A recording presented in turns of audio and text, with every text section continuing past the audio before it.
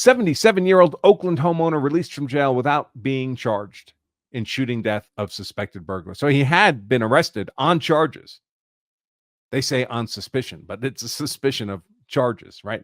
Of committing a crime. The police have to have had probable cause to believe the homeowner had committed the crime, the basis for which they're arresting him, in order for the arrest to be lawful. Is released from jail without being charged in the shooting death of suspected burglar. He'd been held at the Santa Rita jail since Tuesday morning, a week ago. So this was updated, well, it says the 14th, but he was held in jail for a week. So the 77-year-old homeowner arrested earlier this week in the fatal shooting of a suspected burglar at his East Oakland house was released from jail Thursday evening without facing any charges in the killing. Alameda County jail records show. We have an Alameda County here in Colorado too, but this is Alameda County, California. Now, of course, they say without facing any charges. He was arrested on charges and held in jail on charges. What they mean is the prosecution has declined to charge so far. Prosecution reserves the right to charge you at a later date, of course, as the investigation continues and more facts are developed. The fact that the prosecutor's chosen to kick this guy free when they really don't have to, they ought to have to. Someone says the arrest was for the possession of an unlawful gun. It turns out the guy's gun was illegal. How a gun can be illegal is amazing to me, but the gun was illegal, I guess, under California law. We'll see how the facts develop here. The homeowner had been held since early Tuesday without bail on suspicion of murder. Well, that says he was held on suspicion of murder after Oakland police said he killed one of three people who were trying to break into his home while wielding a crowbar and a replica gun. Okay, so what do we have so far just in the facts? 77-year-old homeowner in his home, right, in his castle, in his highly defensible property, facing against three aggressors. So that's disparity of numbers. The disparity of numbers alone may qualify on as deadly force readily capable of inflicting death or serious bodily injury. Very difficult to defend yourself against three people if you're alone, even if no weapons are involved. But of course, it wasn't just disparity of numbers. They also had a crowbar, presumably for forcing entry into the home. That would be a burglary tool, itself a crime, possession of burglary tools in this context. But also, of course, readily usable as a deadly weapon. What is a deadly weapon? Anything that can, in the manner of its use, reasonably inflict death or serious bodily injury. Now, if you're using a crowbar to open up a crate of, let's imagine, brand new AK-47 rifles still in the grease that you legally purchased, of course, well, then you're not using the crowbar as a weapon, and it wouldn't qualify as a deadly weapon in that context. But if you're using that same crowbar to beat someone, is that use of the crowbar likely to cause death or serious bodily injury?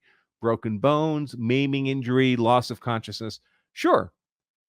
So whether or not something is a deadly weapon or is inflicting deadly force depends on the manner of its use. The shoelace on your shoe, you would not think of as a deadly weapon. You would not think of as readily capable of inflicting death or serious bodily injury. But if you take it off your shoe and you wrap it around someone's neck, are you using the shoelace to inflict deadly force? Sure, of course you are. So here we have the crowbar, probably intended as a burglary tool, but also, of course, in the appropriate context, readily usable to inflict death or serious bodily injury. And then we have the replica gun. Now, presumably, the replica gun's not really capable of inflicting death or serious bodily injury. Certainly, one would think by the term replica, it's not capable of actually firing around. Does that matter for use of force law purposes? Well, not if it could reasonably be perceived as a real gun. Because the law does not require an actual threat. The law requires a reasonably perceived threat in order to be justified in using defensive force.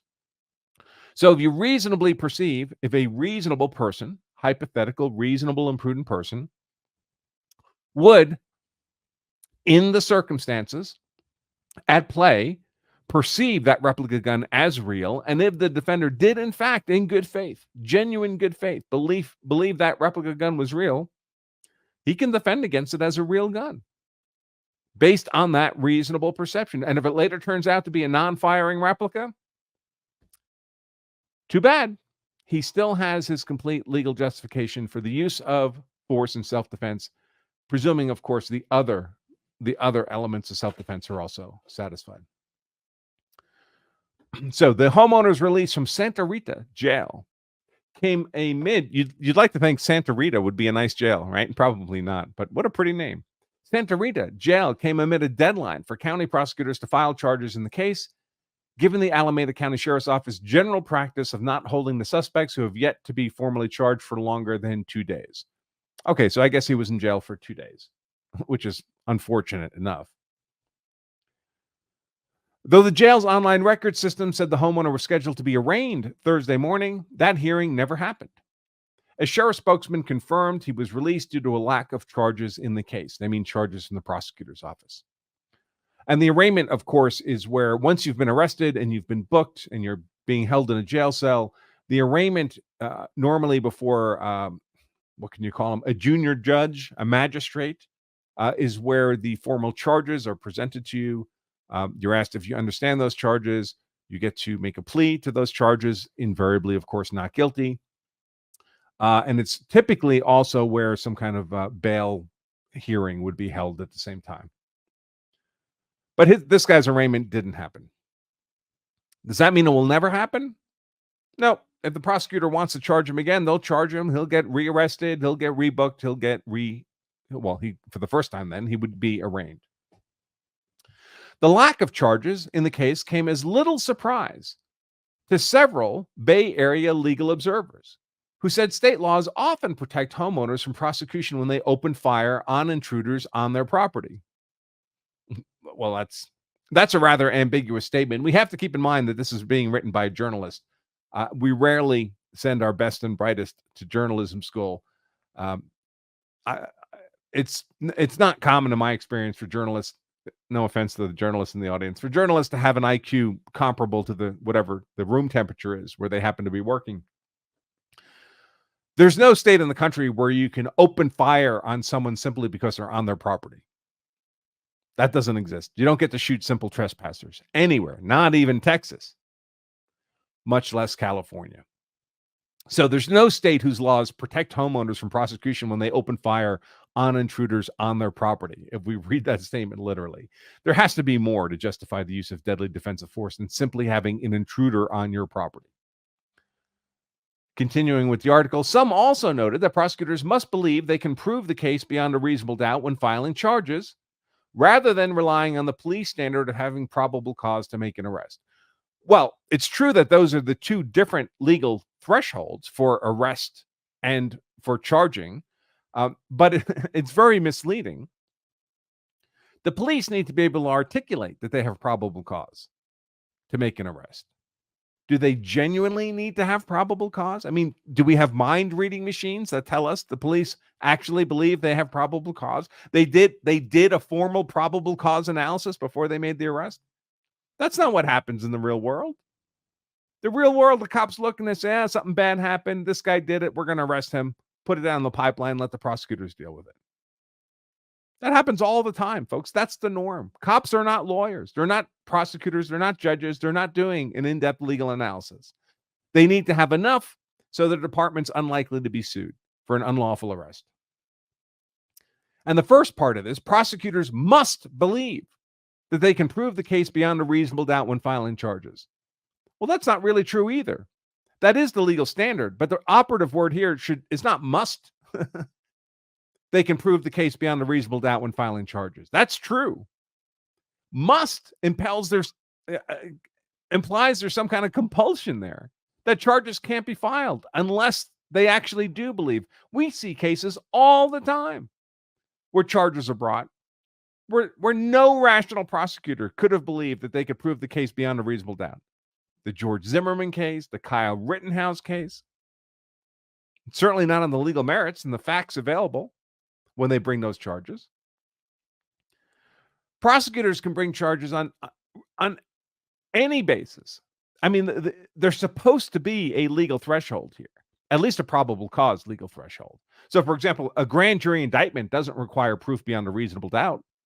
That's the prosecutor seeking charges, an indictment to bring someone to trial. At trial, he has to prove guilt beyond a reasonable doubt. And it would be nice if prosecutors didn't bring charges in the first place unless they saw a path to proving guilt beyond a reasonable doubt.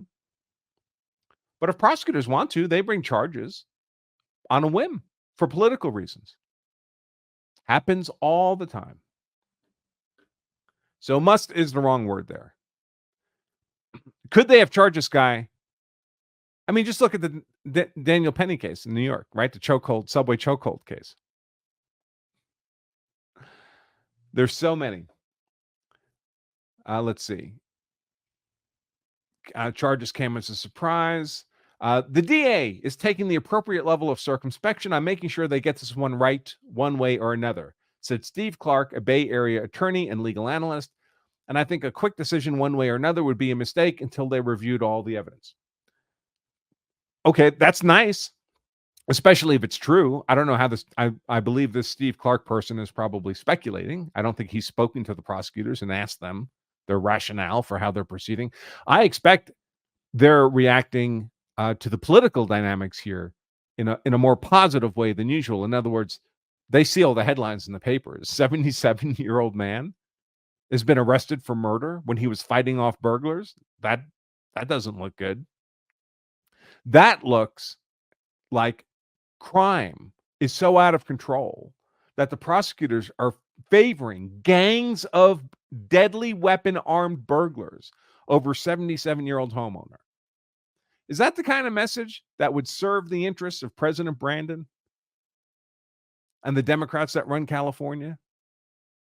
Is it in their political interest that the public believe that the government is favoring roving gangs of deadly weapon armed burglars over 77-year-old homeowners? They've got to make that story go away, right?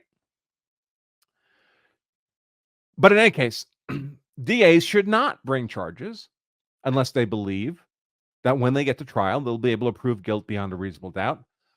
That said, they do routinely, normally, in the normal course of business, make quick charging decisions one way or the other. They do all the time. And by the way, when we talk about prosecutors making charging decisions, keep in mind, this is not like the 50-year-old elected prosecutor typically making this decision, unless, of course, it's a politically charged case, in which case the George Soros financed prosecutor might be making a quick political decision to bring a case to trial. That happens all the time. But many of these charging decisions are made by people who are prosecutors for a year or two. Yeah, our good friend Steve Gosney is taking a job with the prosecutor's office in Miami-Dade County down in Florida, moving over from the public defender's office. A great opportunity for Steve. I'm super happy for him. But that prosecutor's office is like 500 prosecutors. I mean, Miami-Dade, it's a huge metropolis, lots of crime, lots of prosecutors. And they hire 100 prosecutors a year, new. That means they're not increasing the total number of prosecutors every year. They're 100 are leaving to go into private practice, and they're hiring 100 new ones. That means every year, 20% of the prosecutors in Miami-Dade are brand spanking new prosecutors. And they're making charging decisions. How informed, how in-depth do you think the legal analysis is on those charging decisions? The Oakland Police Department's communications team declined to comment Friday, saying only that the matter remains an open investigation. So they reserve the right to prosecute later if new facts are developed. Here's some facts about the case. Police were called shortly before 6 p.m. Monday after someone saw two men and a woman, at least one of whom was armed with a crowbar, breaking into the man's house. So is this a forcible and unlawful entry? We'll come back to that terminology in a moment. Certainly. Forcible and unlawful.